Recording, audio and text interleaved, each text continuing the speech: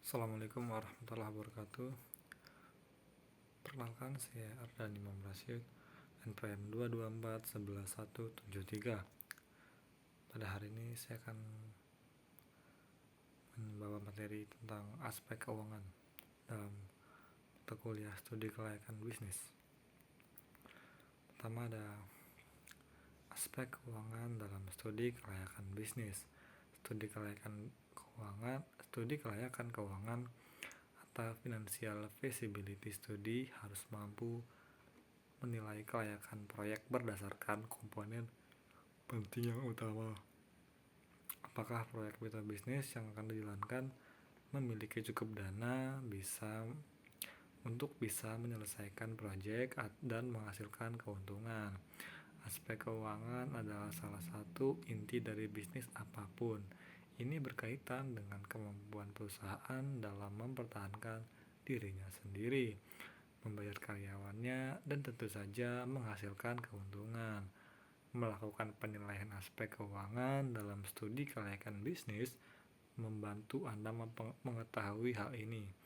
Ada beberapa komponen penting yang perlu dipertimbangkan, antara lain beban perusahaan, pendapatan, aktiva, kewajiban perusahaan, arus kas, uang keluar, dan uang masuk.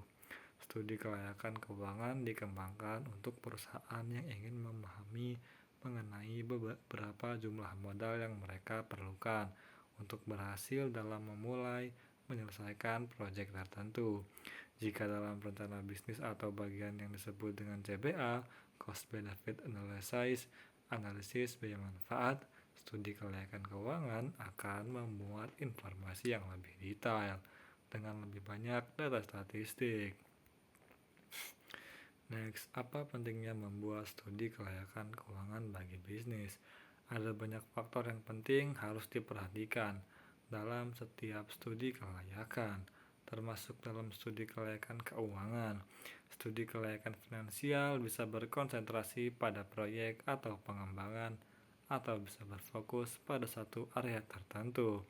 Dalam studi kelayakan keuangan apapun, termasuk jika Anda sedang mencari modal dari bank atau investor swasta. Setiap laporan keuangan dan juga rencana bisnis harus mencakup berbagai hal berikut ini. 1.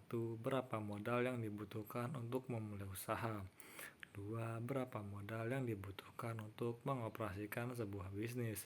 3. ROI atau laba atas investasi, yakni kapan investor bisa mendapatkan pengembalian dari investasi yang mereka berikan. Membuat catatan mengenai studi kelayakan keuangan adalah praktik yang bagus untuk diterapkan dalam bisnis, terutama bagi perusahaan yang berencana membuat keputusan yang cerdas tentang kelayakan proyek mereka. Tanpa adanya studi kelayakan keuangan ini, akan sulit bagi perusahaan untuk mendapatkan permodalan, baik dari bank atau investor lain. Dengan adanya studi kelayakan keuangan, Anda akan dapat menavigasi potensi masalah selama masa pengembangan produk, serta menghemat biaya modal yang dibutuhkan dalam prosesnya. Anda juga memiliki kemungkinan untuk menemukan peluang baru di pasaran.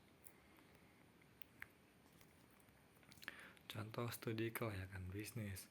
Dalam studi kelayakan bisnis atau usaha, ada beberapa bidang-bidang yang perlu dijelaskan, yakni deskripsi mengenai ide atau proyek, analisis pasar untuk produk atau layanan yang akan dibuat, analisis kompetisi pasar, masalah teknis yang akan terlibat, bagaimana proses penyusunan struktur organisasi perusahaan, proyeksi keuangan.